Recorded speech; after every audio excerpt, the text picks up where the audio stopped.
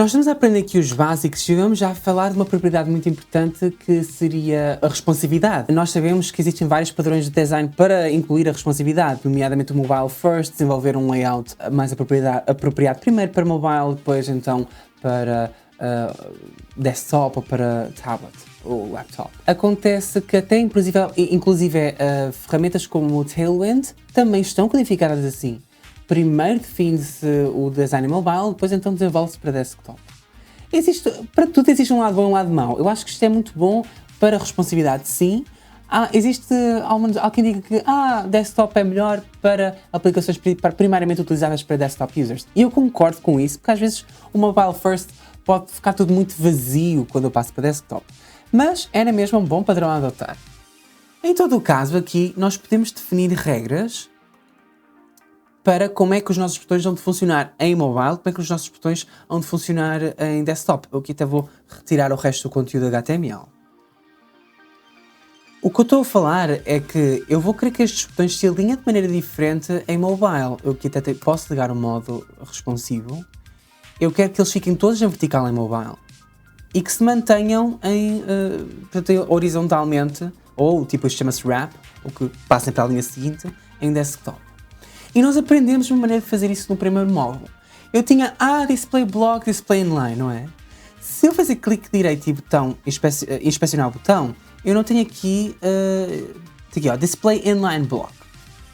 O que é que é? É uma mistura dos dois. Quer dizer que eu posso setar width e height no botão, mas ele não vai ocupar 100% da largura se eu não especificar, nem também... Tenho que começar isto de novo, bem.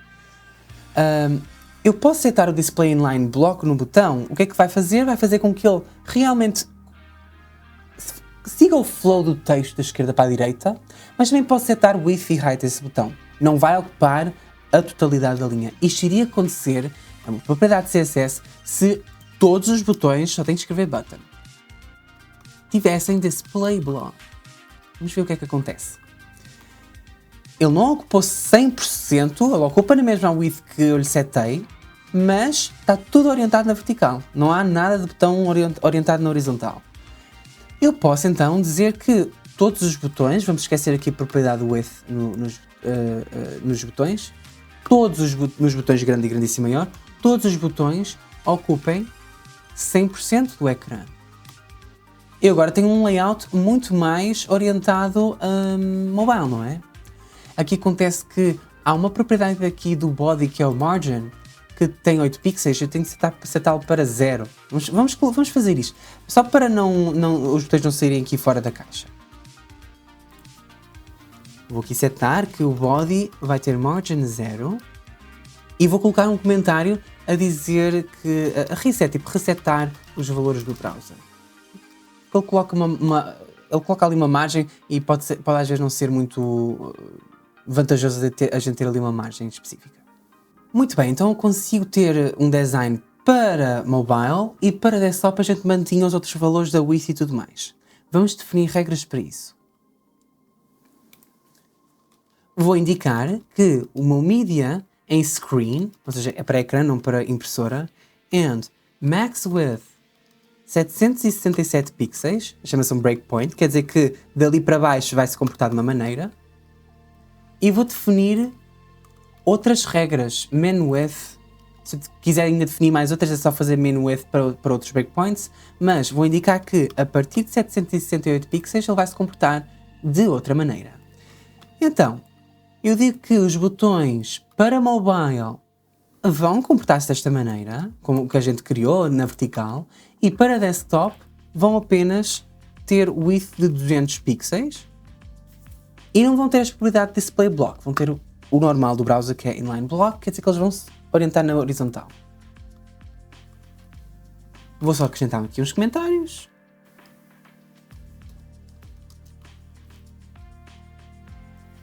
Então em desktop eu tenho uma visão, uma vista, em mobile ele alinha-se com outra. Isto é o fundamental da responsividade. Outro elemento muito interessante é o uso de unidades responsivas. Eu usei uma, que é a percentagem. há unidades fixas. Normalmente o designer, quando manda muitas vezes unidades fixas, mas a gente também tende a perceber que muitas vezes secções num website estão divididas em 50%, metade, um terço, dependendo de... Isto chama-se o design em grelha, o design grid design. Porque a gente no fundo está a fazer uma grelha e dividir dentro dessas divisões. Aí a gente usaria medidas como, por exemplo, percentagem ou percentagem do ecrã. Vamos então trabalhar isso num instante. Este botão grandíssimo maior tem estas propriedades que a gente setou, mas também vai ter uma width específica. Reparem que esta width vai prevalecer sobre as superiores, porque ela está por baixo. Ela vai mandar se estiver por baixo. Então eu vou dizer que o width do botão pode ser, por exemplo, 50%. Então aqui ele está a ocupar 50%. Pode ter, em vez de porcento que é percentagem do container onde ele está, posso colocar a percentagem do browser inteiro, que seria VW. Ele vai fazer quase a mesma coisa, porque o container onde ele estava ocupava 100% do browser. Ou posso colocar também 25 VWs para ocupar 25% do botão, 25% do ecrã. A altura é a mesma coisa, só que a altura não vai ser VWs view width, vai ser VHs view height. Portanto, 50 VHs. Se eu definir uma height, eu vou ter então cuidado com a height que eu já tinha definida, e eu vou também retirar aqui o padding que pode atrapalhar e colocar uma altura mínima se a gente não tivesse cuidado. Então agora este botão ocupa 50% do browser em si, ou pode ocupar mais ou menos, eu posso definir isso, e também é responsivo com relação à largura do ecrã. Para finalizar, chegamos às unidades EM e REM. EM é Element, REM Root Element. O Element fala sobre elementos textuais. Quando a gente trabalha com Elements, estamos sempre a trabalhar em função de algum texto. Por exemplo, eu posso querer que a largura deste botão seja em função do texto, ou seja, ele vai pegar, a largura aqui, se eu colocar 2 Elements, ele vai pegar no font size desse botão, que inicialmente seria 16 pixels, eu posso setar para algo maior, e vai então colocar a width como, aqui não fez muito sentido 2 EMs, mas posso colocar, por exemplo, 10 EMs, ele já fica maior. Isto pode ser útil porque se eu aumentar a font size do botão, para colocar em vez de 16 pixels, 32 pixels, o dobro, ele vai sempre manter aquela largura. Reparem que eu não tive de preocupar, se a font size fosse diferente e eu tivesse pixels, provavelmente o texto iria sair fora, está bem?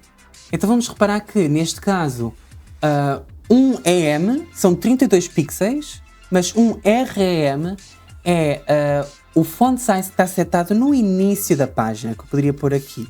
HTML, font size, 20 pixels. Então isto seria um REM e isto seria um EM.